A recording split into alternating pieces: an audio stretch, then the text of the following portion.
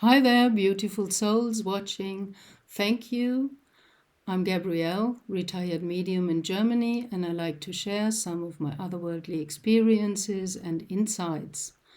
So, this one is part 2 of What Do I Know About Human History? I'm gonna start on the other side of the spectrum today. I start with source.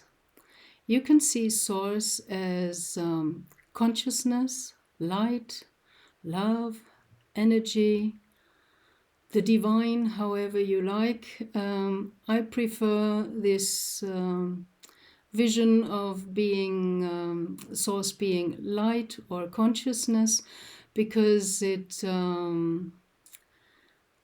takes away, this false notion of God being a person like us, and it's not that.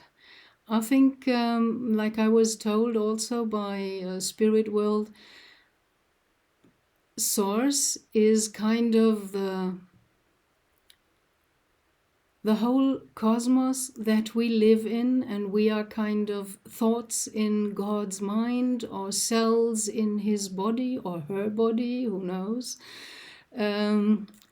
So this idea of consciousness and light works better for me, but you can make up your own opinion.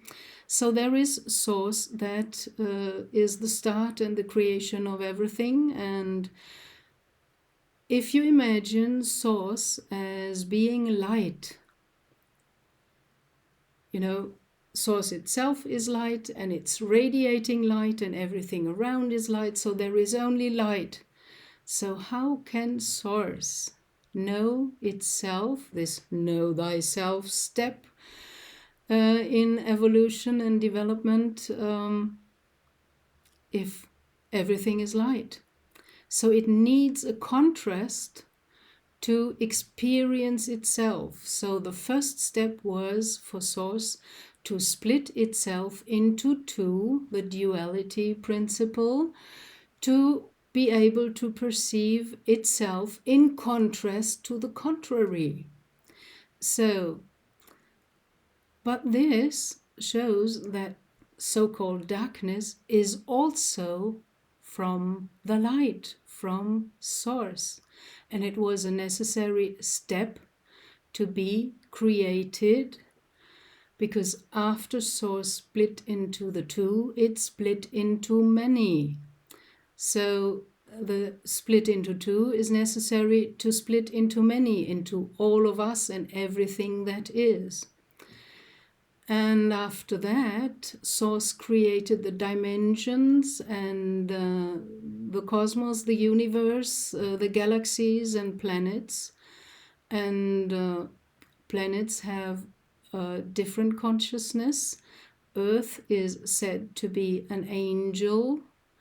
It's called Gaia, and it's the consciousness of many that united into this special consciousness that incarnated as a planet and was willing to allow life on it. So there are many other planets as well with habitable conditions. And of course, there are other races, our elder ET brothers, that are millions and millions of years ahead in technological development and also in spiritual growth. And they all know, the ETs know, that they did not create the dimensions, so they know that there is source, the divine.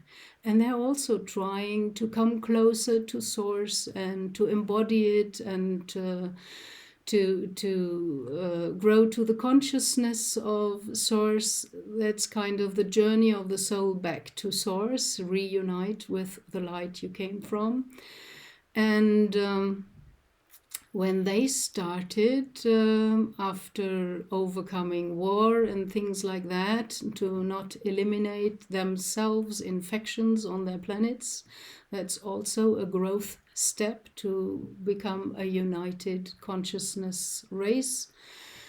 they went out spacefaring and explored, and of course they found other worlds and other beings and habitable planets and life forms, and they felt kind of the mission to accelerate the evolution of the life forms that were that they saw as capable of that.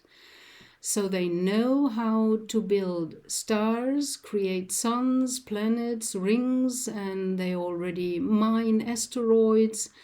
And Tony Rodriguez recovered some more memories from his secret space service program that he was into, not willingly.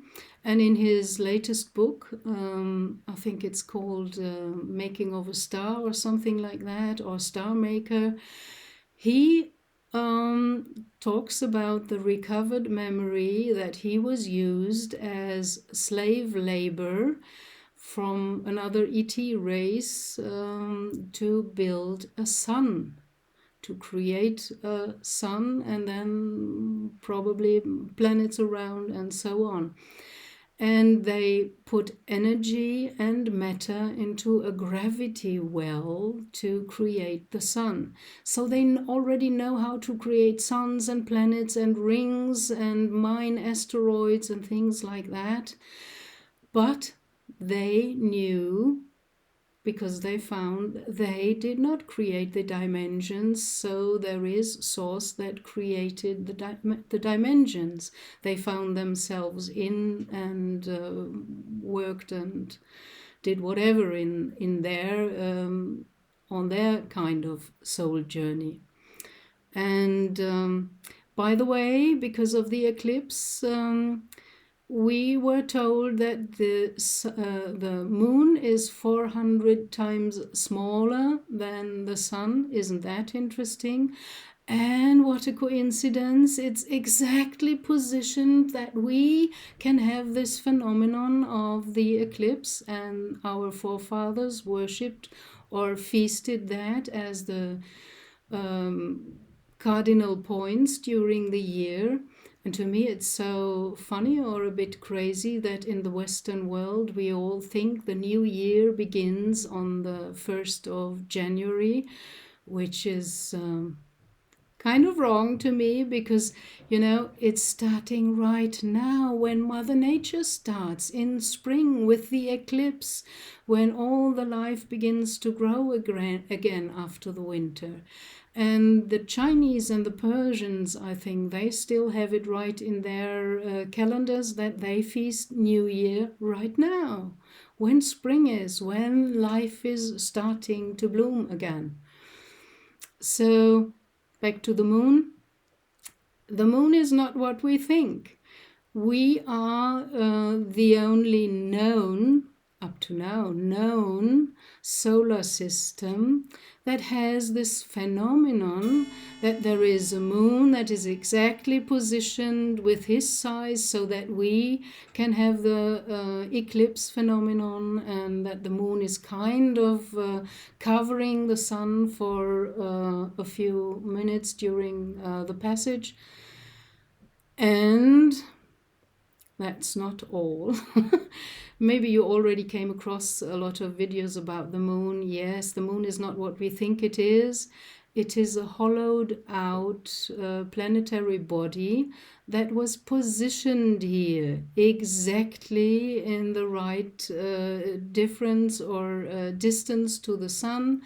And there are even ancient texts talking about the time before the moon appeared in the sky. And it was quite common in other ET societies to use asteroids or small planetary bodies, hollow them out, put propulsion, anti-gravity or whatever. That's high above my pay grade. I don't understand how this works, but I know they have different technology, and they work with energy and crystals and things we don't get, not yet, but soon will.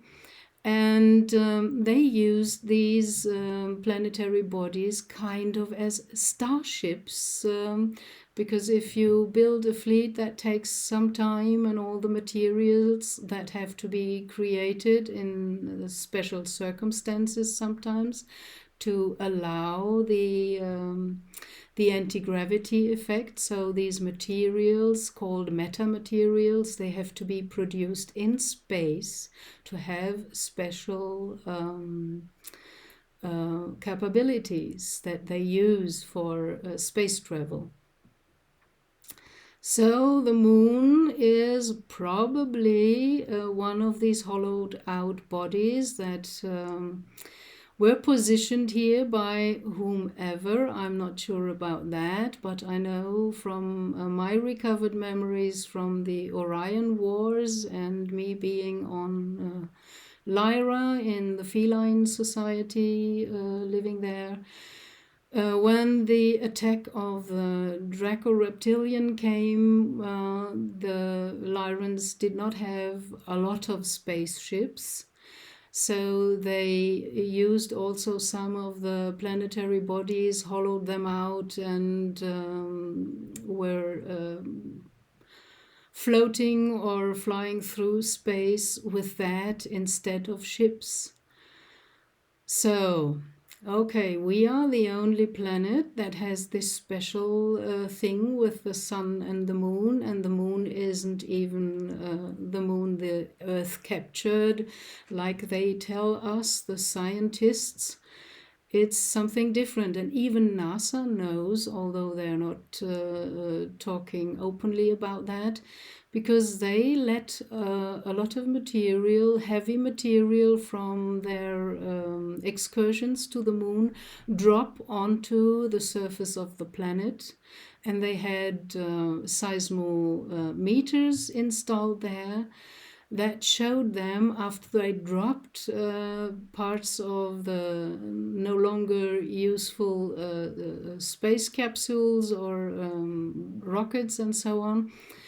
As they dropped that on the surface of the moon rang like a bell for hours, which clearly proves that it is hollow. And I think there were different ETs on and in the moon, and it was used as kind of a watch post over Earth, and also as kind of an energetic device to kind of control humans, control the psyche, control the society, and so on. So that's a very special setting about the moon. So now, Source is in everything that is, and the ETs, our elder brothers, kind of thought it is their mission to further the evolution of life forms, although Source would not have needed that. For Source, a blink of an eye is maybe 1,000 years for us, but for Source, just a blink of an eye. Source has all the time of the worlds to create, and the evolution would have gone its own way, only taken longer. So these ETs came to the Earth and other planets and looked at the life forms there, and the ones they thought were capable for the next step, they tinkered with their DNA. So that is how kind of the humans came about.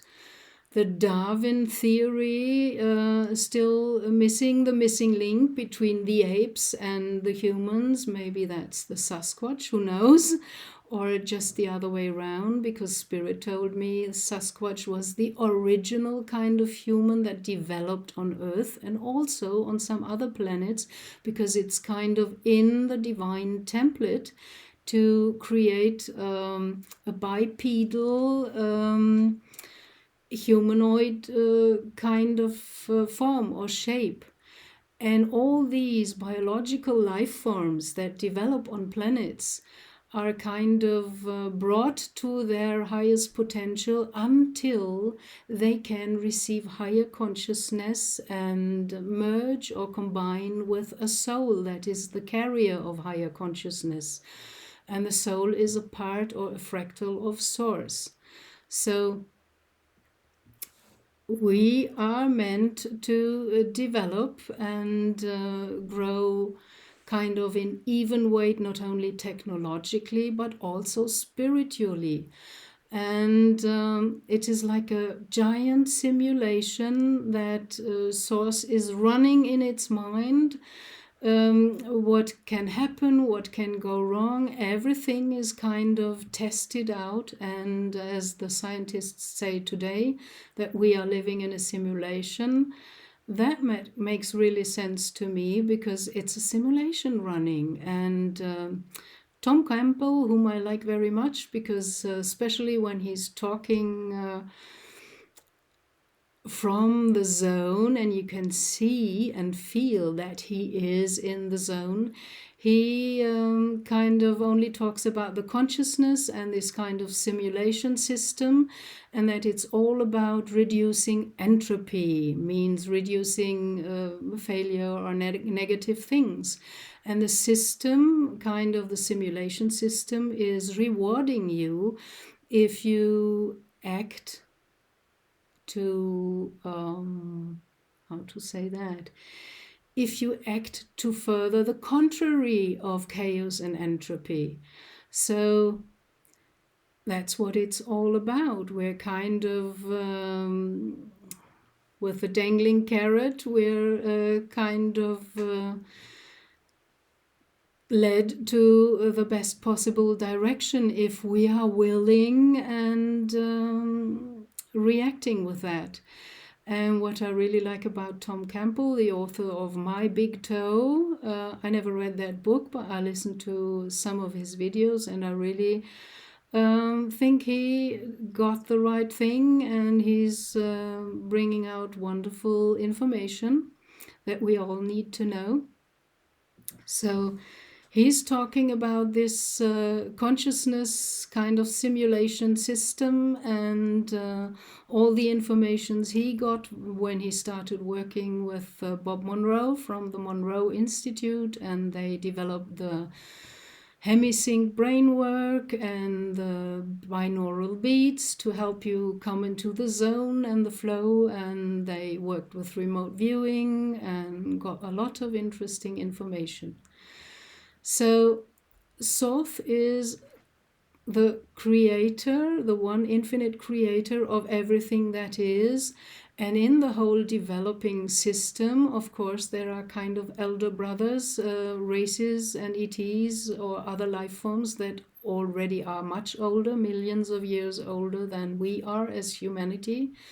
And they know much more, and well, some are more regressive, and they are about control and conquer and war and competition.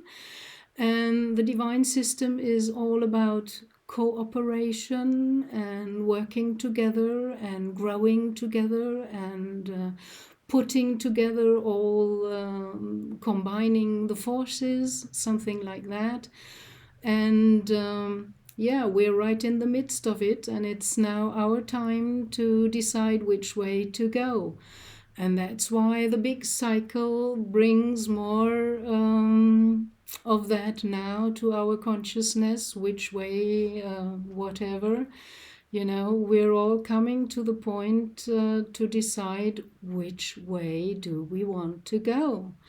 And if the majority of the people on Earth, just like the hundreds monkey effect, if only 10% of the population, you know, get it right, and they focus on the truth they resonate with and act upon that, because this realm, the three-dimensional world, is about acting out what we think and feel as true.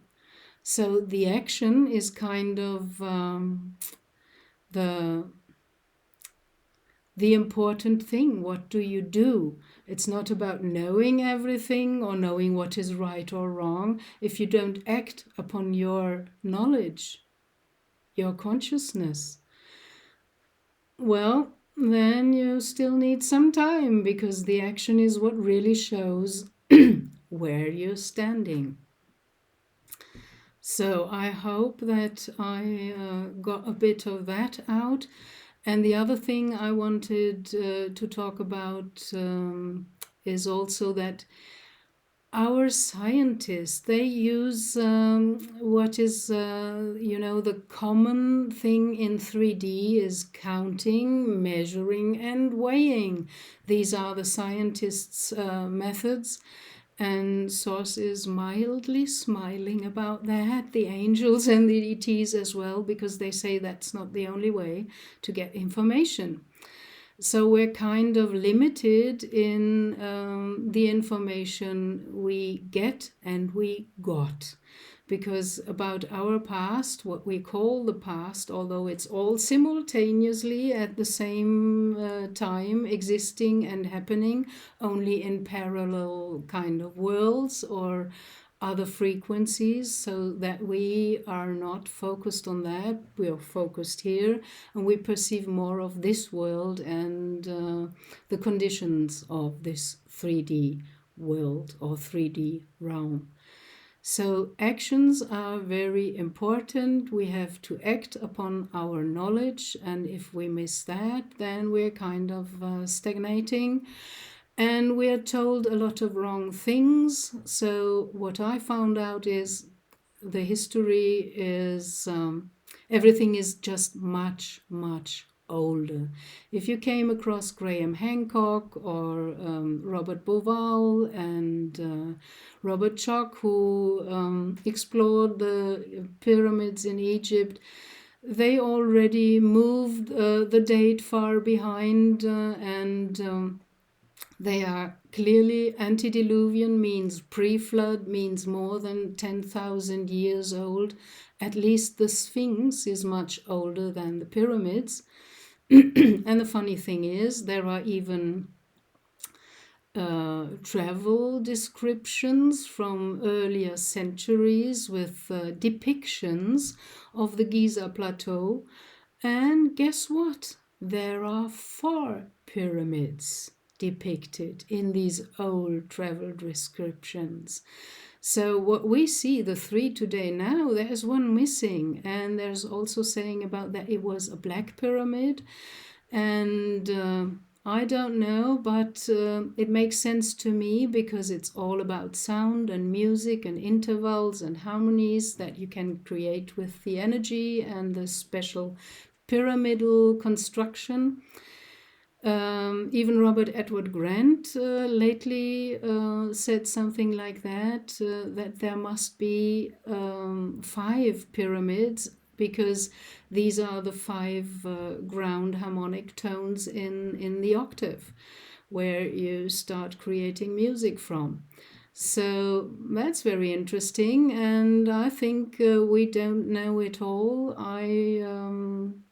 I know it's much older, and if you read a little bit from Plato, he got information from, I think it was his uncle Solon, a Greek philosopher who went to Egypt and was told by the Egyptian priest that they, the Greeks, only know about one flood, but the Egyptians have kind of knowledge about other cataclysms that happened at the end of the great cycles, like ice age and volcanic activities and other floods and so on. So the story is much bigger, everything is much older, and Farsight Remote Viewing Institute reviewed a lot of these history mysteries and always found some kind of ET contribution or interaction and presence with all our old ancient sacred buildings on ley lines and on special places on the earth. So I think everything is much older. We don't know everything, we only know a little bit, and all the information I get, not everything I already can kind of verify or get approved, because our science still is not yet ready to have the right measures to find out more. But there is surely much more to human history, and I can't view human history without looking at galactic history, and because it's all intertwined, and as Spirit World says, it's all one. So we are kind of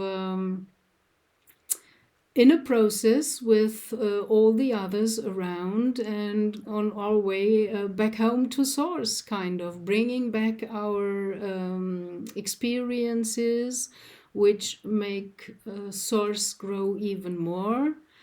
So I think that's what it's all about, and I'm quite sure that the ETs are not the maker of humans.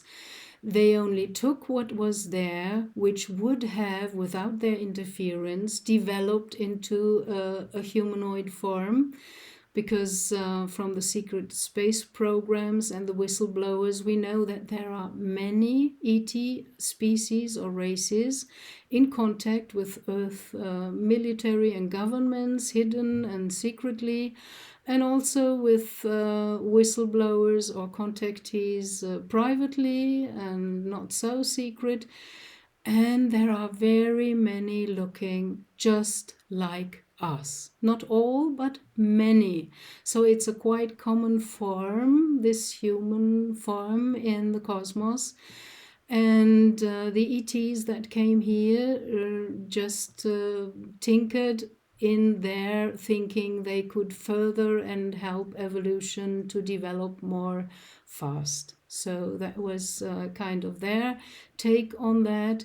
But I think Source already had in its mind something like an intelligent species, maybe this humanoid form, that can really merge back with the soul and with the higher consciousness that is part of us, part of this bigger microcosmic field that we are living in.